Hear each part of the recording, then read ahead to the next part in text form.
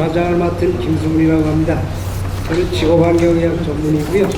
네, 오늘 이렇게 어쩌면 우리나라 산업보건의 어떤 새로운 전기를 마련하고자 고민하는 자리에 좌장을 맡을 기회를 주셔서 감사드립니다. 네, 오늘 네 분의 지정 토론자분이 계신데 세 분은 현장에서 직접 보건관리를 하시면서 자기 사업자에 대한 아마 위험성 평가를 고민해 오신 분이고, 네 분 다 그렇겠습니다. 그리고 이제 진행은 우리 자료집에 나온 순서와 여기 앉아 계신 순서가 동일해서 순서대로 진행을 할 것이고, 발표는 5분이 되면은 신호를 보내드리겠습니다. 그러면 2분 안에 끝내주셔서 지금 이미 한 15분 이상 지체가 됐는데 시간을 좀 지켜주시길 바랍니다. 오늘 좋은 시간을 마련해서 첫 번째로 주제 발표해 주실 분은 멀리 익산에서 오셨습니다. 두산전자의 이진아 보건관리자님께서 제조업의 산업보건관리 실태 및 개선 방안을 토론 주제로 해서 말씀해 주시겠습니다. 부탁드리겠습니다.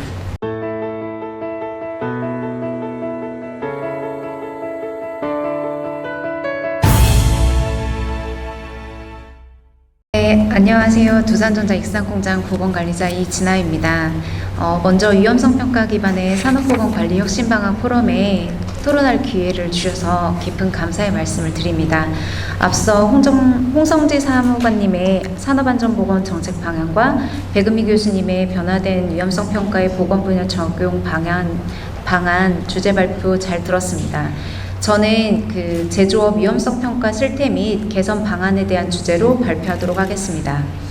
먼저 실태 문제점과 개선 방향을 4가지로 말씀드리고 마지막으로 발전 방향을 얘기하도록 하겠습니다. 첫째, 13년도에 본격적인 위험성 평가 제도를 도입했는데 위험성 평가를 실시하지 않았을 경우 직접적인 법적 제재가 없었기 때문에 안전에만 국한되거나 보건은 거의 미실시되고 있었습니다. 안전보건공단에서 조사한 19년 작업환경 실태조사 결과 제조업 위험성 평가를 미실시한 사업장은 62.9%로 나타났습니다. 저도 아마 13년도에 참기법을 활용해가지고 화학물질 위험성 평가만 작성하고 아마 보건 위험성 평가는 다 했다 생각했던 것 같습니다. 그 외에 사업장에서 근골격계 유인 조사, 내심혈관 질환 발병 위험도 평가, 직무 스트레스 요인 평가, 청력 보존, 밀폐 공간 작업 프로그램 등은 이미 실시하고 있지만 통합해서 체계적으로 관리하고는 있지 않았기 때문에 해당 팀 공정의 위험성 평가 시 보건 위험성을 파악하기도 어려웠고 우선순위를 선정하는 데도 어려움이 따랐던 것 같습니다. 그에 반해 독일, 일본 등은 위험성 평가 실시를 의무화하고 위반에 대한 벌칙 규정을 두고 있습니다. 그리고 추가 개선 방향은 위험성 평가가 일회성으로 끝나는 것이 아니라 이행 실태에 대한 지속적인 모니터링이 필요하다고 생각합니다. 두 번째로 보건 관련 국내외 인증 코샤 MS나 오샤스 18,001 등을 받는 사업장이나 300인 이상 사업장, 그리고 보건관리자가 선임되어 있는 사업장은 대부분 위험성 평가를 80에서 한 90% 정도 실시하고 있는데, 반대로 인증을 받지 않는 사업장이나 소규모 사업장, 5인 미만 사업장은 거의 중대재해 처벌법을 대부분을 차지하고 있음에도 불구하고 앞서 홍성재 사무관님이 얘기하신 담당 인력 부족이라든지 제도 이해 부족으로 인해 가지고 위험성 평가를 실시하지 못하고 있습니다. 또한 보건 위험성 평가에 대한 정확한 틀 및 모델이 마련되어 있지 않아 보건관리자 관리 역량에 따라서 위험성 평가 보건 수준이 천차만별인 것 같습니다. 전라북도에서도 보건관리자 모임을 진행했을 때 한 10개 사업장 보건관리자가 모였었는데 2개 사업장만 위험성 평가를 실시하고 있었습니다. 그래서 그거에 대한 개선 방향으로는 정부 관계부처는 위험성 평가 보건 분야 제도 정착을 위해 정책적 지원을 보다 강화하고 쉽게 따라할 수 있도록 자료 개발 보급 및 점검 유예 등 참여 확산 분위기 조성과 위험성 평가에 대한 전문 인력의 양성, 보건관리자 멘토링 협력을 통해 위험성 평가 지원 체계를 구축해야 할 것이라고 생각합니다. 여기에서 보건관리자 멘토링이랑 그 직업건강협회에서 실시하고 있는 신규 보건관리자를 위한 멘토멘티 프로그램입니다. 세 번째로 위험성 평가 절차를 마련하여 이를 꾸준히 지속적으로 수행한 경우 중대재해처벌법상 위해 위험 요인의 확인, 개선에 대한 점검을 한 것으로 보기 때문에 서류 작업 등 그러니까 면피성 대응에 치중할 수 있습니다. 그래서 일시적인 대응으로 끝나지 않으려면 외부기관 위험성평가 교육 및 컨설팅 지원을 통해 위험성평가 내실화로 위험성평가가 그냥 형식에만 그치는 것이 아닌 궁극적으로 중대산업재해를 예방하는 데 기여하는 목적으로 사용해야 한다고 생각합니다. 이제 네 번째로 보건관리자 위험성평가 역량 증진을 위한 참석 공문 요청에도 불응하는 팀장님들이 있거나 사업장 위험성평가 교육으로 안전관리자나 보건관리자 모두 참석해야 하는 교육에는 보통 안전관리자만 대표로 참석시킵니다. 또한 중대재해처벌법이 시행되고 안전관리자의 법적 선임 기준이 강화되면서 안전관리자의 처우와 대우 등은 예년보다 점차 나아지고 있지만 보건에 대한 부분은 중대재해처벌법이 시행 이후에도 큰 관심과 지원을 받지 못하고 있습니다. 대다수 보건관리자가 계약직이나 별정직이라는 그 비정규직으로 현장에서 업무를 진행하고 있거나 제대로 업무 분장이 이루어지지 않는 경우 자신이 해야 하는 보건관리 업무 외에 타 부서의 업무를 겸하고 일하는 경우가 많습니다. 이제 그런 이유로 강제성을 띈 법적인 업무 또는 경영자들이 강조하지 않은 위험성 평가와 같은 업무는 우선순위에서 뒤로 미뤄질 수 있습니다. 그래서 개선 방향으로는 대표이사 경영진들의 의지는 그 아래 관리자들의 태도에도 영향을 줄 뿐만 아니라 보건관리자의 역량 강화를 위한 지원 및 적극적인 활동을 제약하기 때문에 경영자의 인식 개선이 꼭 필요하고 제도 보급을 위하여 세미나 개최, 위험성 평가 교육 등을 통해 위험성 평가 제도 정착에 기여해야 한다고 생각합니다. 마지막 위험성 평가 발전 방향은 선진국에서 사고 사망 만인율을 획기적으로 감축시킨 자기교육 예방 체계와 핵심 요소인 위험성 평가는 잠깐 시행하고 사라지는 것이 아닌 보완 개선해서 2026년까지 사고 사망 만인율을 OECD 평균 수준으로 감축하는 데 큰 기여를 했으면 하고 앞서 제가 이제 개선 방향으로 설명했던 거를 다시 언급하면 위험성 평가 고착화를 위해 법적 제재 및 지속적인 모니터링, 정책적 지원 강화, 참여 확산 분위기 조성을 위한 자료 개발, 보급 및 점검 이외 전문 인력 양성, 위험성 평가 내실화를 위한 외부기관 교육 및 컨설팅 지원, 경영자의 인식 개선, 제도 보급을 위하여 세미나 개최 등 다양한 측면에서 위험성 평가 개선이 필요하다고 생각합니다. 이상으로 제조업 위험성 평가 토론을 마치도록 하겠습니다. 경청해 주셔서 감사합니다. 제조업의 실태와 제조업에서 보건관리자가 위험성 평가를 하는데 애로사항 등을 말씀하시면서 그 경험에서 여러 가지 제도적 개선 방안을 제시해 주셨습니다.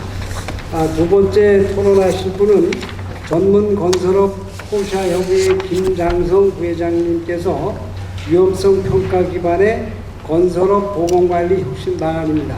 경청해 주시기 부탁드리고 발표 토론 부탁드리겠습니다.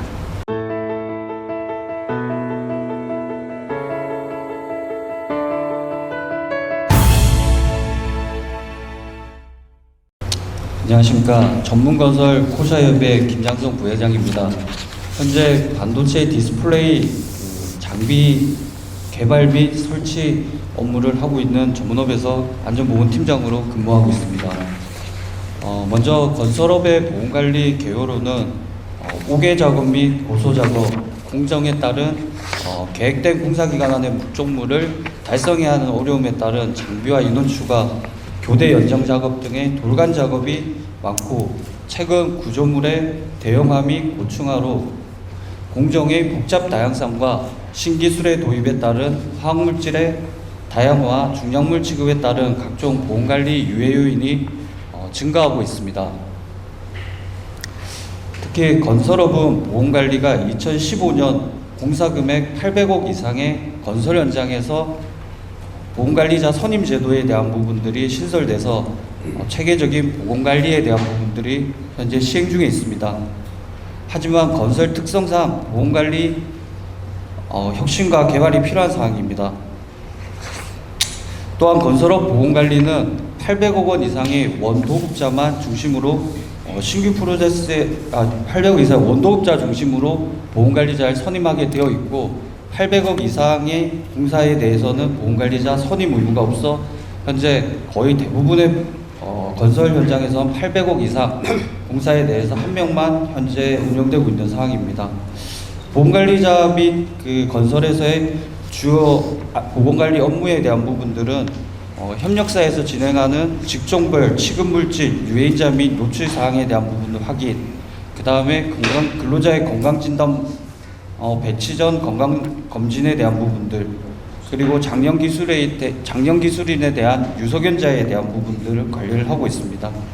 또한 해당 협력회사에서 사용하는 해당 물질에 대한 MSDS라든지 안전보건공단 위험성 평가 시스템 클래스에서 위험성 평가 및 참 시스템으로 위험성 평가에 대한 부분들을 시행하고 있습니다.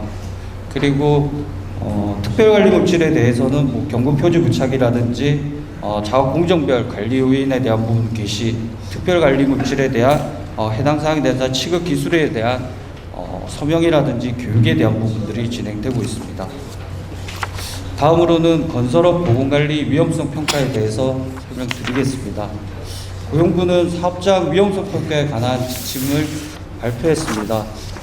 위험성 평가 시에 근로자의 사망, 부상 또는 질병을 야기할 수 있는 가능한 모든 위험을 발굴하여 그 위험성을 결정하고 감소 대책을 수립 시행하라고 발표했고, 여기에서 가장 중요한 핵심 부분인 질병 및 사망을 야기할 수 있는 가능한 한 모든 유해 위험에 대한 부분들이 발굴돼야 되는데, 현재는 위험 중심의 위험성 평가에 대한 부분이 진행됐고 유해에 대한 부분들은 현재 누락된 사항들이 좀 많이 있는 것 같습니다. 그리고 또 한 가지 강조하고 있는 부분이 위험성 평가의 모든 단계별로 근로자 참여에 대한 부분들을 보장하고 있으며, 위험성 평가가 자율안전 체계 구축의 핵심 사항으로 해서 규정하고 있습니다. 현재 위험에 대한 부분, 위험성 평가에 대한 부분들은 근로자 중심으로 위험을 발굴하고 그 위험이라는 3대 위험에 대한 부분 중심으로 위험을 발굴하고 아침 티백 교육이라든지 아니면 정기안전 교육, 그다음 위험성 평가 후에 근로자 교육이 진행되고 있는 사항입니다. 특히 건설업의 위험성 평가 절차에 대한 부분들은 평가 대상을 유해성으로 가르는 것보다는 평가 대상을 작업장의 신규 위험에 대한 부분들로 도출하고, 위험 요인 도출과 위험도 평가, 허용 가능한 위험이라든지 허용 불가능한 위험으로 나눠서 주요 진행되고 있습니다. 그리고 위험성 평가의 단계별 대상에 대한 부분들은 도면이라든지 시방서, 공정표, 공법 중심으로 해서 시공계획서에 따른 작업계획서, 그 다음에 안전관리 계획서 등 주로 복잡 다양한 여러 가지 사항에 대한 부분들을 중심으로 진행되고 있고, 과거 재해 사례 및 기존 위험성 평가 데이터베이스로 진행되고 있습니다. 보건 분야 위험성 평가는 유해 요인별로 화학물질, 소음 진동, 근골격계 부담 작업, 오열, 한냉, 병원체, 이상기압, 밀폐 공간 중심으로 야간 작업, 직무 스트레스 중심으로 위험성 평가가 되고 있지만 대부분은 화학물질 중심으로 관리가 되고 있습니다. 건설업 보건관리 위험성 평가의 현황 및 문제점에 대해서 설명드리도록 하겠습니다.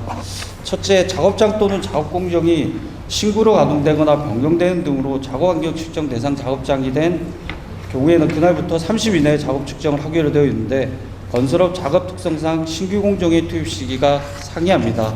또한 단위 작업 장소에 복합적인 공정이 존재하여 측정 인원 및 측정 횟수 증가 및 시기 파악에 대한 부분의 어려움을 겪고 있습니다. 또한 건설업 안전관리자는 건설공사 1조 이상 시 최대 11명의 안전관리자를 선임하는 대상과 달리 보건관리자는 800억 이상 시 1명만 선임하여도 법적 문제에 대한 부분들은 발생하고 있습니다.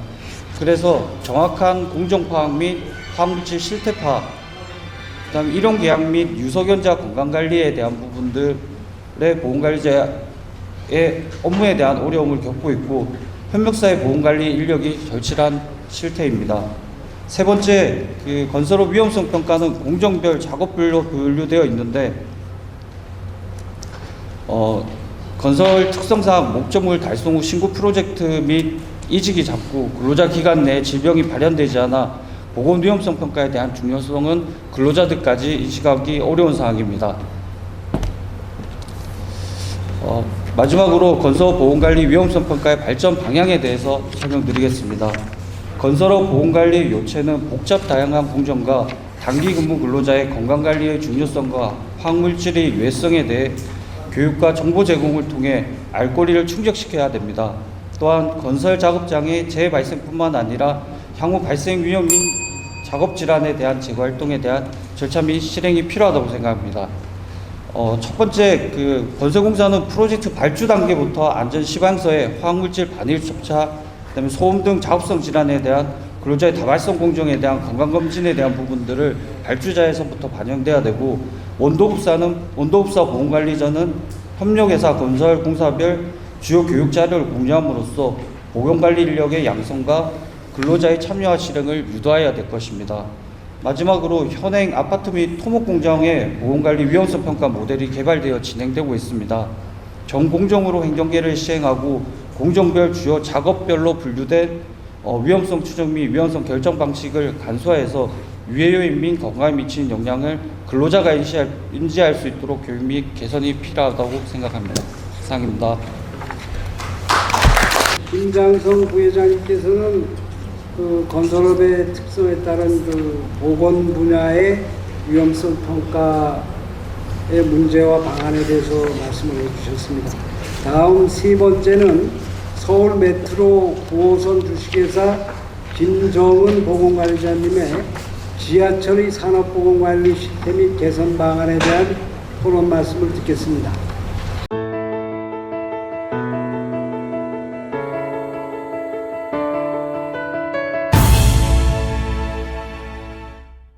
안녕하십니까. 저는 서울시 메트로 9호선 보건관리자 김정은입니다.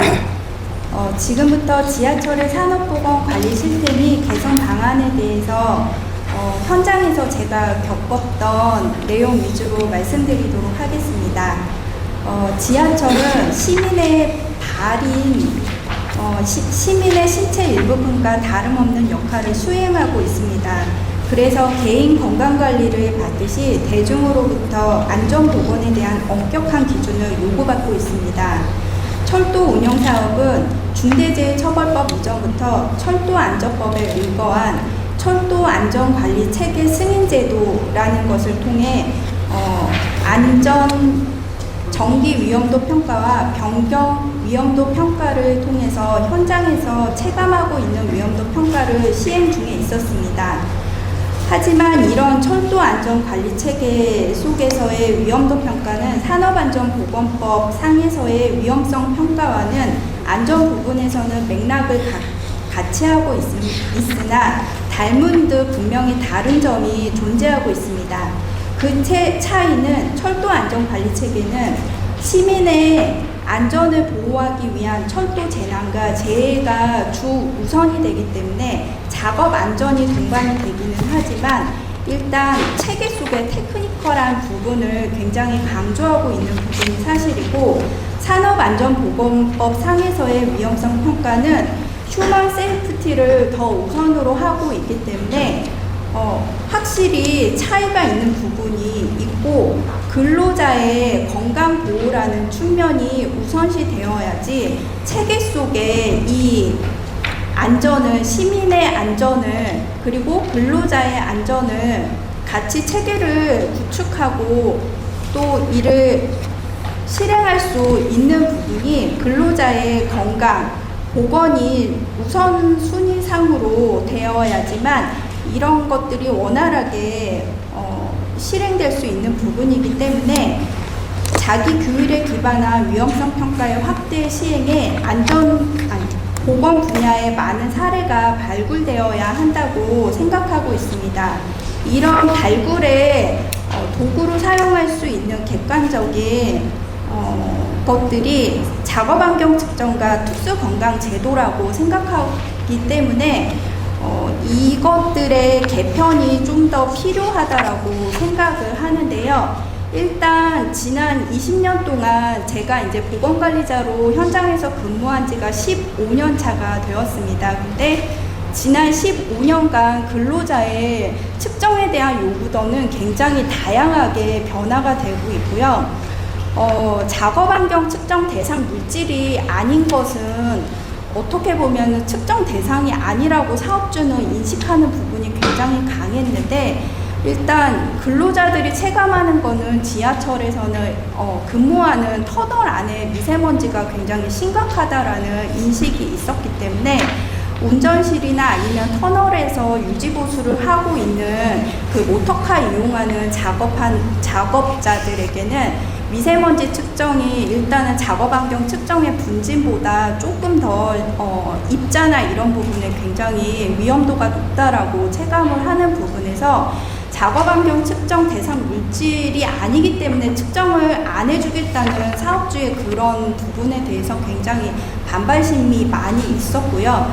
그리고 라돈에 대한 부분도 일단 그 자연에서 발생하는 무색 무취의 그런 가스상 물질이기 때문에 이것들에 대해서 2015년도에 직업병으로 산재 승인이 나기 전까지 어떤 굉장히 위험할 것이라고 추측만 할 뿐이지 측정을 해달라는 이런 근거 자료를 제대로 이제 요구를 하지 못했던 부분들이 굉장히 많았습니다. 하지만 이제 이런 부분에서 저희가 이제 뭐 노조와 산업안전보건위원회 근로자위원들이 같은 이제 구성으로 위원들이 구성되어 있기는 하지만 현재는 그런 법적인 부분에서 부족했던 부분들은 산업안전보건위원회에 심의 의결 안건으로 해서 측정을 이제 시행을 하고 있고, 지금 계속 자기규율 을 통한 위험성 평가를 통해서 필요한 측정을 이제 실시를 한다든지 아니면 중대재해처벌법의 직업병에 대한 부분들이 법적으로 계속 이제 나오고 있기 때문에 측정에 대한 근거가 많이 이제 마련이 돼서 측정을 이제 당당하게 할 수 있다는 점에서 굉장히 긍정적으로 생각하고 있고요.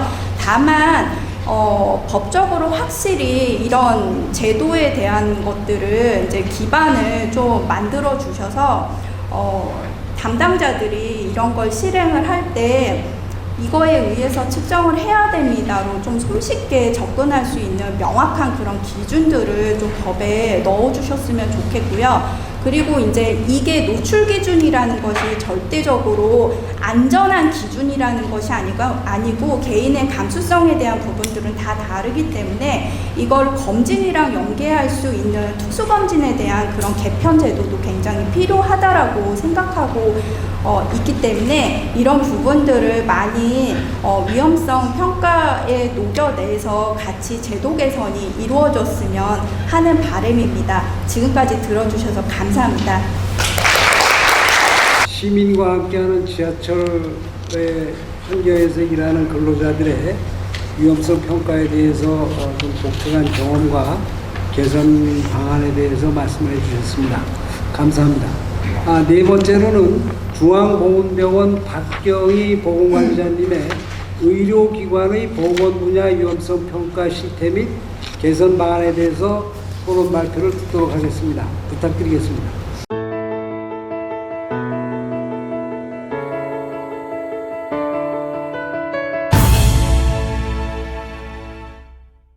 안녕하세요. 중앙보건병원 보건관리자 박경희입니다. 의료기관의 위험성 평가 실태, 문제점, 개선 방안 순서대로 말씀드리겠습니다. 의료기관에는 의사, 간호사, 보건기사 등 일일이 언급할 수 없을 정도로 다양한 직종이 종사하고 있습니다. 또한 화학물질, 공골육계 부담 작업, 야간 근무, 교대 작업, 직무 스트레스, 고객 응대에 따른 감정노동, 밀폐 공간, 소음 공진, 고개 작업 등 유해하고 위험한 작업 공정이 다양하게 존재합니다.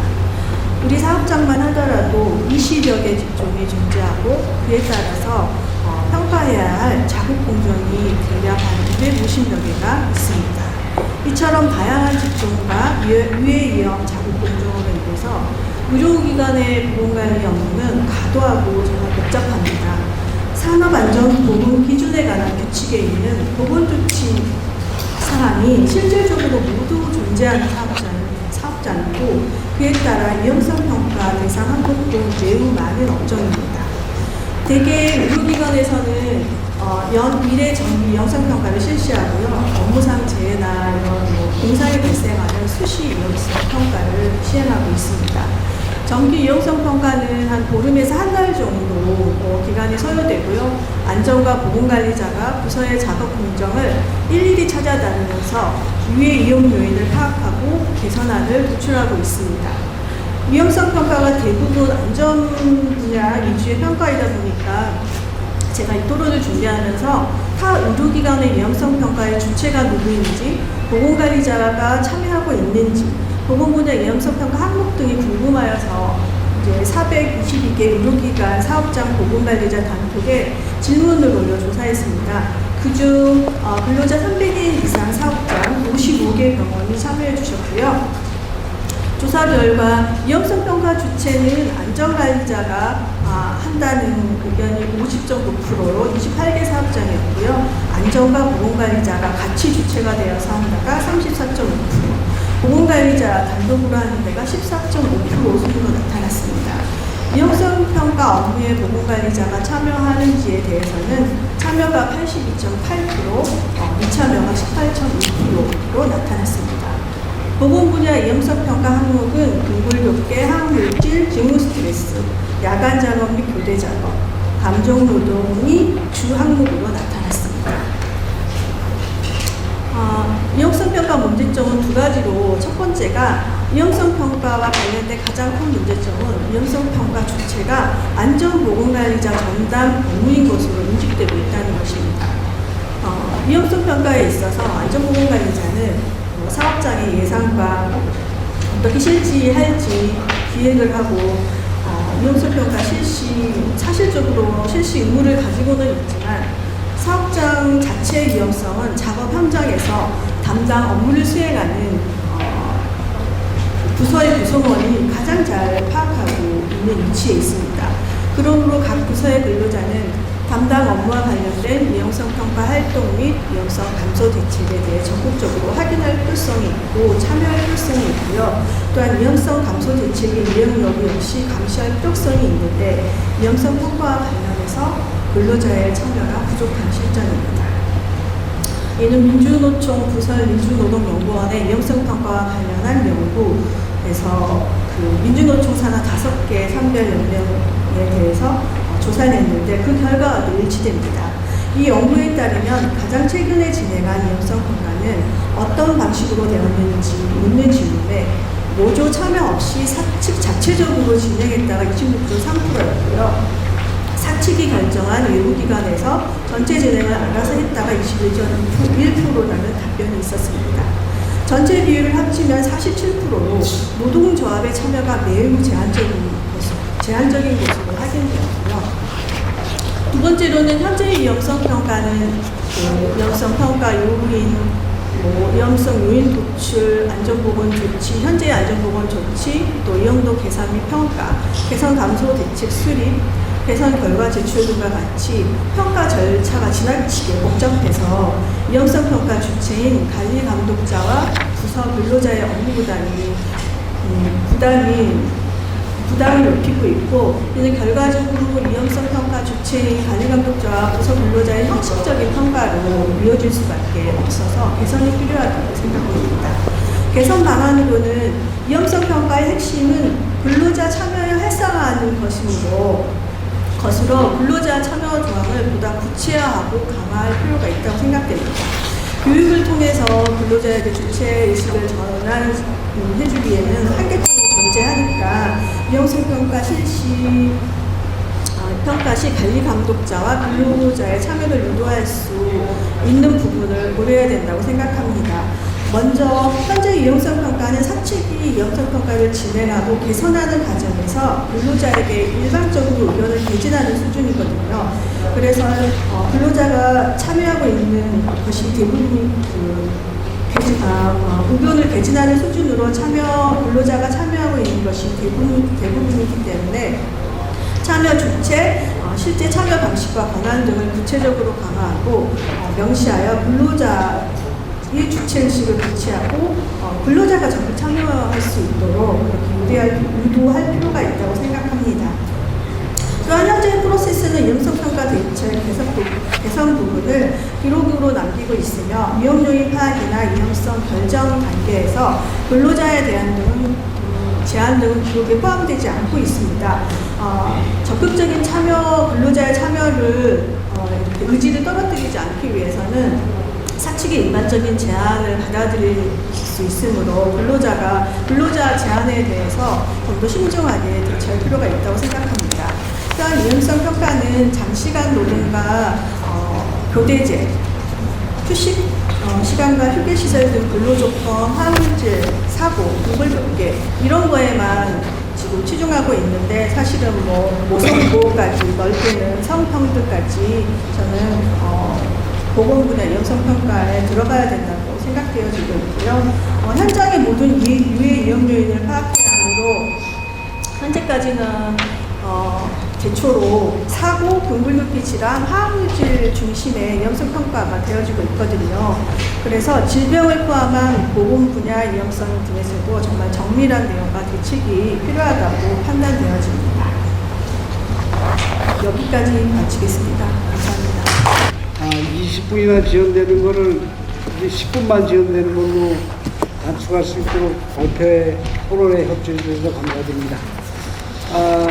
지금 남은 시간이 그렇게 많지는 않지만 조금 모아보기 위한 취지로 오늘 고용노동부에서 어려운 자리에 이렇게 참석해 주셨습니다. 그리고 이제 오늘이 위험성 평가 구체적인 고시가 정해져서 시행되는 시점이기 때문에 여기 2시간 가까이 오랫동안 경청해 주시는 플로에 계신 여러분들께서도 가능하면 노동부의 어떤 전달할 메시지라든가 의견이라든가 또는 질의사항을 중심으로 해주시고 지정 토론자분들도 그렇게 좀 해주셨으면 또 대금미 주제 발표하신 선생님께도 교수님께도 같이 말씀을 좀 드리겠습니다. 오늘 옆에 우리 홍성지 사무관님께서 계신데 너무 집중을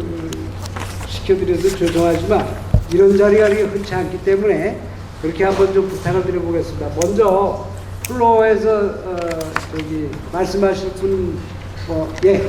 기본적으로 제가 생각하는 현행의 위험성 평가 방법은 기본적에는 전혀 맞지 않는 것은 아니냐 하는 생각입니다.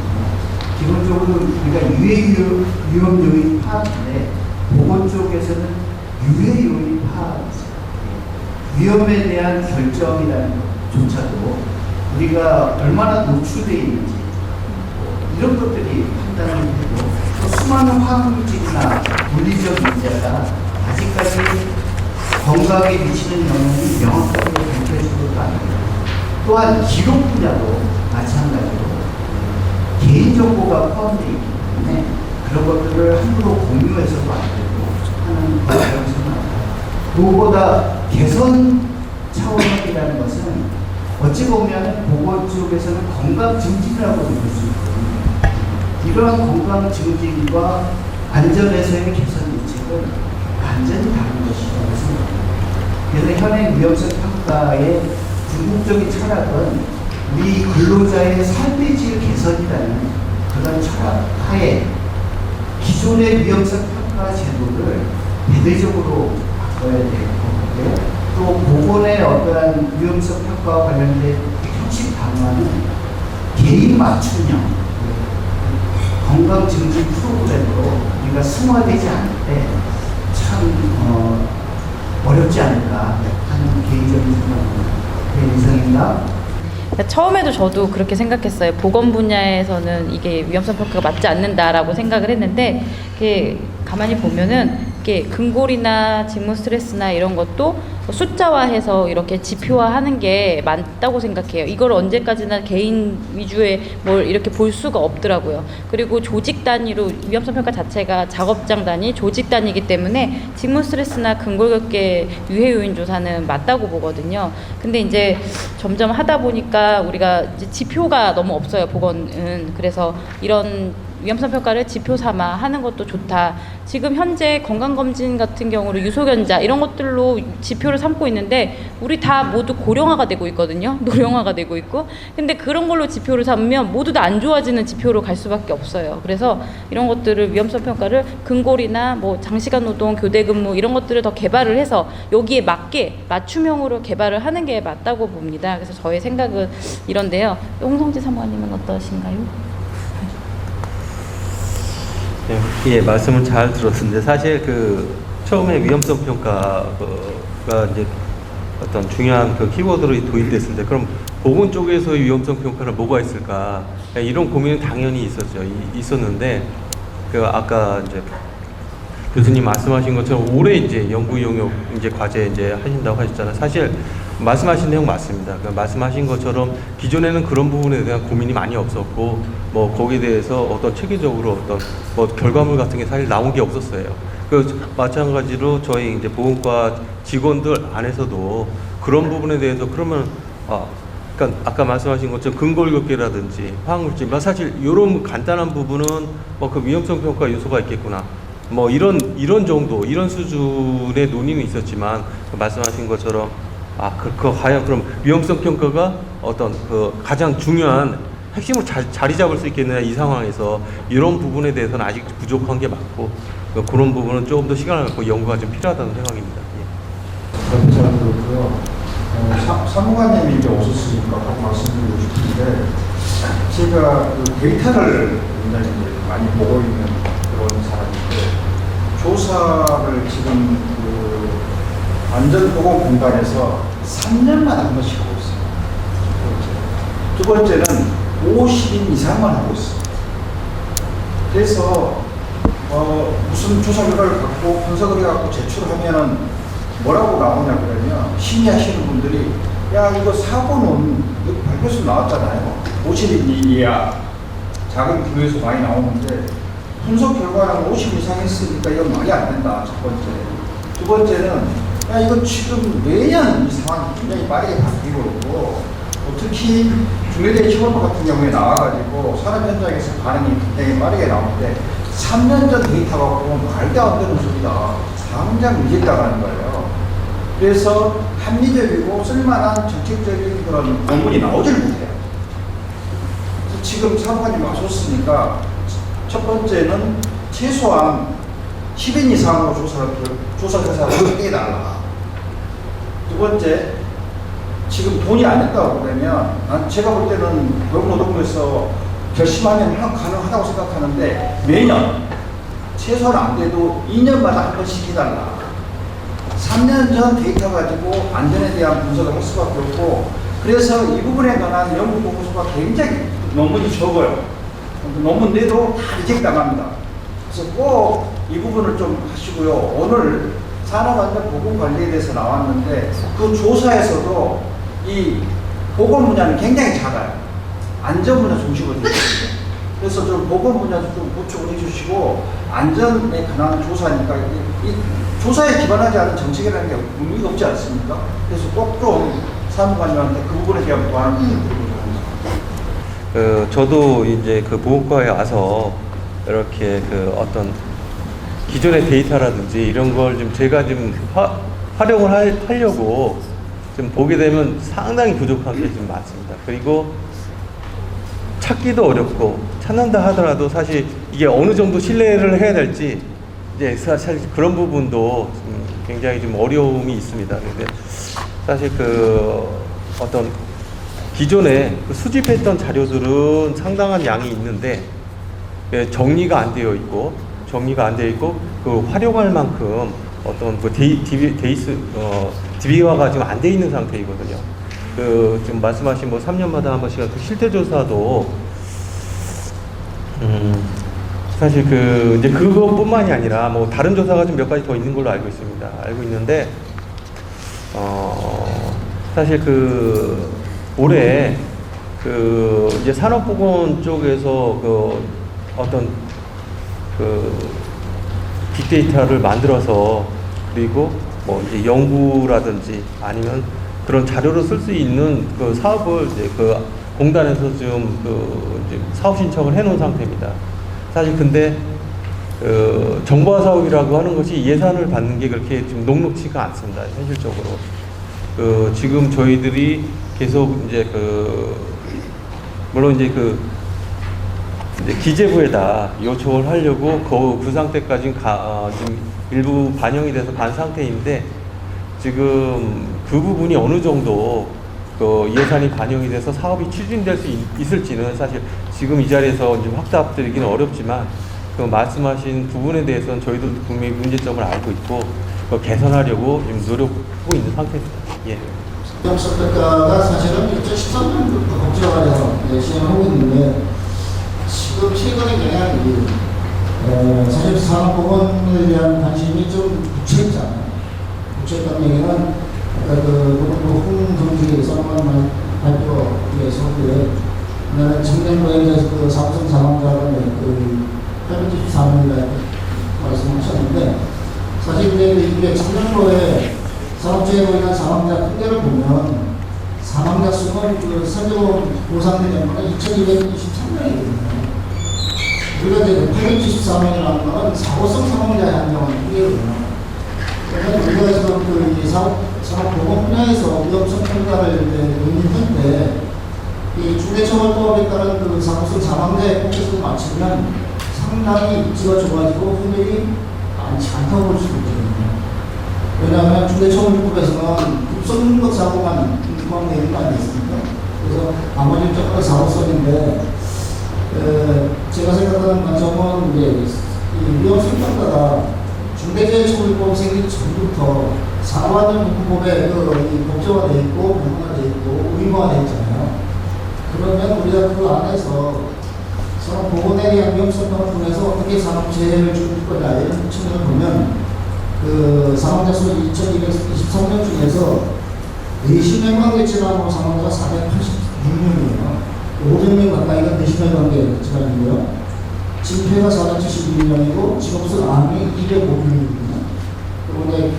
그리고 화학 물질의 중독 59명, 금전 중독 9명, 유기화학 중독 이렇게 10명 되는데 사실 진폐는 200명, 472명이지만 이거는 예방에 불과하니까 제외하더라도 그러면 전체 그 산업재해 사망자 중에서 진폐 제외하면 사고성 사망자하고 보건 분야에 대한 사망자가 거의 비슷하게 다르거든요. 그래서 앞으로 연구를 하실 때 노동부에서 이 오늘 위험성 분야의 도시 확정 발표가 됐지만 뇌실현면의 질환, 그리고 직업사암, 물질에 대한 중독사고에 대한 사고를 예방하려면 이게 이제 세계적으로 접근한 게 위험성평가 아니겠습니까? 그래서 이런 위험성평가를 통한 이런 보건 분야의 상대를 어떻게 줄일 건가, 여기에 포커스를 맞춰서 고용노동부에서 조치가 갔으면 좋겠다는 생각을 했거든요. 지금은 중대재해법에 따른 어떤 사고성의 공무원이 끌려가고 있어서 앞으로 이제 연구 과제도 그렇고 노동부에서도 위험성 변화나 안전정화 중요한 게 아니고 보건 분야도 좀 포괄적으로 안정한 보건이 같이 가야 되는 거니까요.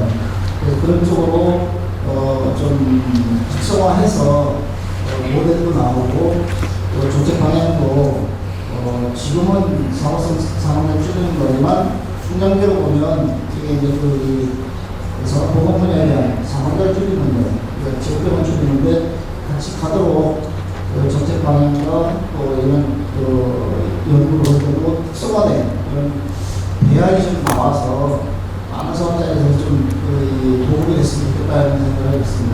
그래서 홍준기 정관에게 부탁을 주목하는 부탁을 드리는데 정책 방향을 하실 때 이런 보건에 대한 이런 위험성 평가를 좀 강조하시면서 좀 특성화된 이런 모델을 좀 개발하는데 이 정책 방향을 좀 주시면 좋겠다는 권유를 드리면서 질문 마치겠습니다. 감사합니다. 노동부의 주문사항이 많고 보건 분야의 특성을 살린 위험성 평가로 첫 번째 말씀해 주신 프로의 선생님하고 맥락을 좀 같이 하시는데 또 답변을 좀 부탁드리겠습니다. 우리 사모님. 이런 경우에만 왠지 죄인이 된 느낌이 나서 좀 항상 좀 부담스러운데요. 아니, 이제 제가 모든 책 있는 답변을 하기는 사실 어려운데 제가 이제 아는 범위 내에서 이렇게 좀 답변을 드리도록 하겠습니다. 네. 아까 말씀하신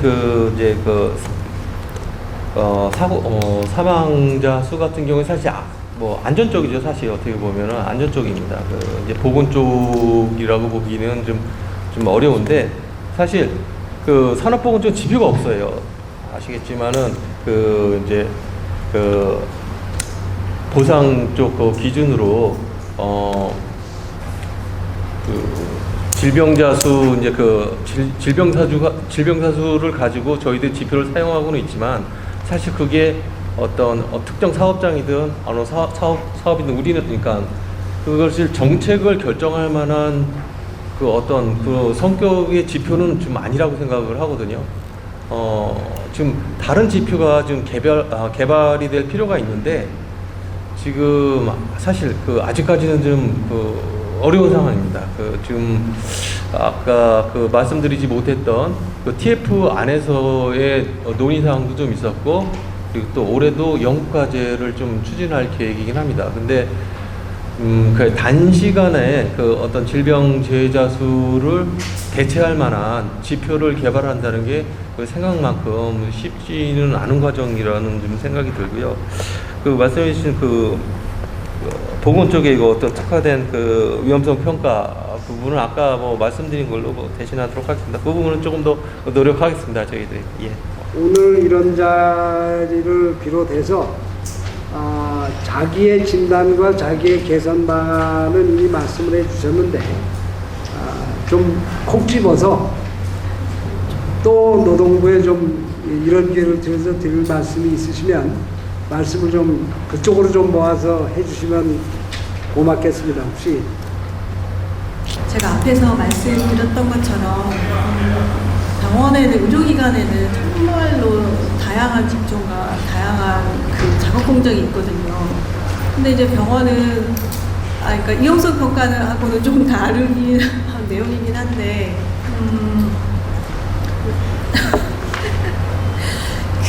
다양한 직종과 다양한 작업 공정이 있는데 서비스업에 포함돼서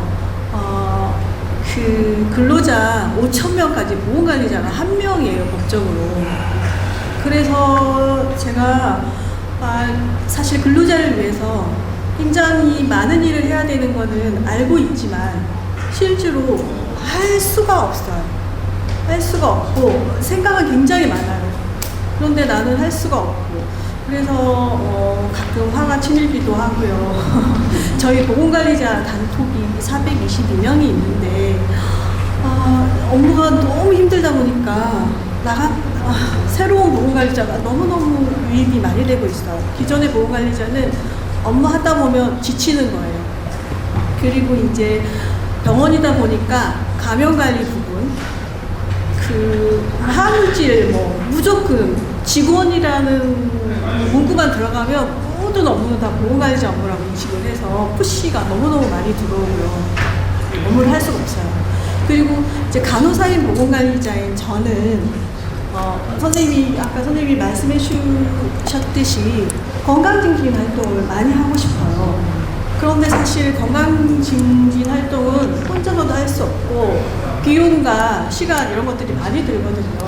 근데 저 혼자 할 수도 없고 저는 이제 건강증진 활동뿐만 아니라 밀폐 공간 관리도 해야 되고 5개 작업 관리도 해야 되고 보건 분야가 굉장히 다양하거든요. 건강관리 단순히 그게 아니거든요. 그리고 이제 병원이다 보니까 입퇴사가 잦다 보니까 배치정 건강검진 특수 6개월에 맞춰서 특수 건강검진 이제 다양한 업무를 하다 보니까 제가 이제 테니스를 안 치는데 테니스 엘보라는 진단을 받았어요. 그러니까 제가 사실은 안전관리자와 보건관리자가 현장에 나가서 안전보건 점검을 해야 되거든요. 사실 그 부분은 못하고 저는 서류 작업을 하고 있어요. 왜냐하면 노동부 감독관 불시 점검에 대비하기 위해서 서류를 준비하는 그런 과정을 너무 많이 하고 있고 실제로 현장에 가서 업무를 해야 되는데 그것들을 못하고 있거든요. 또 병원이 이렇게 의료기관이 다양한 직종과 위험한 작업 공정이 이렇게 많은데도 서비스업이라고 이렇게 넣어가지고 보건관리자 5,000명에 1명 말이 되진 않거든요, 사실. 그리고 시대가 이렇게 변했고 요구하는 게 이렇게 많은데 옛날 그 기준으로 가고 있단 말이죠. 너무 답답하고요. 대책을 좀 세워주십시오, 노동부. 아까 말씀하신 것처럼 산업보건 혁신 TF를 계속 가동하는데 아마 오늘 해주신 말씀들을 다 거기 가서 이제 또 펼쳐가지고 10월 달에는 이제 혁신 TF의 좋은 방안들에 반영될 걸로 기대를 하고 답변이나 의견을 듣는 거는 아까 프로에 대한 걸로 하고 그 다음 하실 말씀 있는 분들께서 말씀을 좀 해주시는 자리로 이렇게 하겠습니다. 여기 네, 저도 서비스업 보건관리자로 5,000명에 1명에 포함되는 보건관리자입니다. 일단 작업환경 측정 저희 42건 하고 있는데요. 법정으로 하고 있는 게요. 하지만 저희 사업장이 일단 단위 사업으로 그 각 역사들이 있잖아요. 한 개의 차량 기지에 전부 다 밀집되어 있는 게 아니라 각 근로자들이 다 스프레드로 이렇게 깔려져 있는 작업장이기 때문에 저희가 작업환경 측정은 42건이지만 그 근로자들이 요구하는 기타 공기질 측정을 420건가량 하고 있습니다. 이 정도로 굉장히 그 작업 환경에 대한 개선 요구도가 굉장히 높고요. 다양하게 무슨 환기 부분이라든지 왜냐하면 상주하지 않는 작업장에서의 환기시설 설치라든지 이런 부분에 대해서도 되게 민감하게 생각하는 부분들이 많은데 근로자 건강 증진 활동까지 지금 하기에는 보건관리자 인력이 너무 부족하고요. 유소견자 상담을 1대1로 만나서 대면하기도 굉장히 어려운 상황이기 때문에 일단 보건관리자 인원 확충 그걸 저도 적극적으로 지지하는 바입니다. 감사합니다. 예, 오늘 아주 큰 숙제를 지금 고용노동부에서 안고 가게 되는 상황이 됐는데 어쨌든 오늘 이전의 위험성 평가와 오늘 이후의 위험성 평가가 자기 규율방에 기반한 위험성 평가를 이렇게 좀 잘 사업장에서 자리 잡을 수 있도록 우리 모두가 이제 노력해야 될 때라고 생각이 됩니다. 여러분들 이런 좋은 자리를 마련해 주신 미래안전보건 포럼과 이 시간에 귀중한 주제 발표와 토론 발표를 해주시고 또 끝까지 남아서 이렇게 경청해 주시고 의견도 적극적으로 말씀해 주신 여러분들에게 감사 인사드리면서 이만 지정 토론회를 마치도록 하겠습니다. 감사합니다.